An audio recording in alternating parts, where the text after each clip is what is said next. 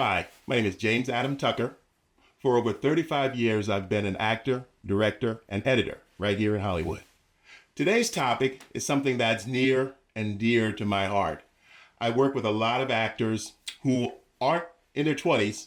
They aren't teens. They aren't child actors. They're actors over 40. And they all have that same question. Is it possible to start an acting career if I'm over 40? And the quick answer is yes. But there's a lot of things that you need to do that's different than if you had started when you were younger, in your 20s, in college, maybe even in high school. I started my acting career in college, and there was a lot I needed to learn when I first started. So what I love to do with older actors is share that experience that I've gained over the years on how to really enter this industry. Like I said, it's different starting at an older age. Sometimes I think, and I actually believe, that older actors bring more to roles than younger actors can because they have that life experience. I know a lot of actors who focus in on roles as lawyers, doctors, police officers, teachers. And the trick is, a lot of them really had those careers. I worked with an actress who had been a career-long teacher. She started out, obviously went to college, got a teaching degree and credentials and all that kind of stuff. And she started teaching in lower grades. I think it was kindergarten, she said. I'm trying to remember, it was kindergarten or it was middle school. Her name was Joyce. And so we were casting a project. It was a comedy horror movie. Goes back a few years. And we were looking for an actress in her 60s. So Joyce and a number of other actresses had submitted their resumes and stuff, and we saw a lot of people, and most of the older people were new. I always have the saying that when you're older and you're an actor, either there's two paths. Either you're extremely successful or you continue that struggle and you just won't give up. Because most people, when they start their acting career and they're young, you'll make it normally maybe to the end of your 30s, and then you'll start looking around, hey, I better do something else. That actually happened to me also. But I was one of the ones who stayed on the path. I didn't become a recognizable actor, but I'm a character actor. And I've been working constantly for, like I said, on and off 35 years. And I continue to do it because it's something that I really love. My wife has a saying that if you love to act, don't just sit around and wait for someone to hire you to be in an A film. Act. There's a lot of places to act. So even what I do sometimes is, and this is one of the tips that I share with older actors, I do a lot of student films. When I have some downtime, I'll find some students who are doing a project. Now, I'm kind of picky, so I only go for roles where it's a lead role or something like that. But I will do student films just to get sharp, to keep my talent sharp. But anyway, let me get back to my focus. Can I start an acting career if I'm in my 40s? A lot of them say, I've always dreamed of getting to acting. I did some acting in high school, but then I went to college and I realized I better get some type of job that's a little bit more secure. I even meet a lot of professionals, successful professionals in careers that took them years to build, who still have that hidden acting bug.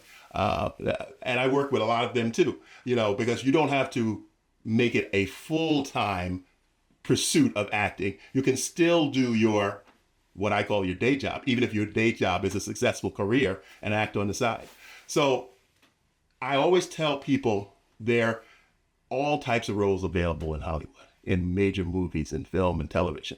And if you are the age range and you fit the role and you are believable and you have the training and the discipline and the seriousness to show up, you'd be surprised that even projects that we cast, even our higher level projects that we cast, the amount of actors who just one day say, oh, I'm going to be an actor, and they get a headshot and they make a resume and they send it in. And then they don't even follow through. They don't follow through with the audition. They don't return calls. Even agents that I know who are friends of mine tell me that, they want to bring people in because they have a good look.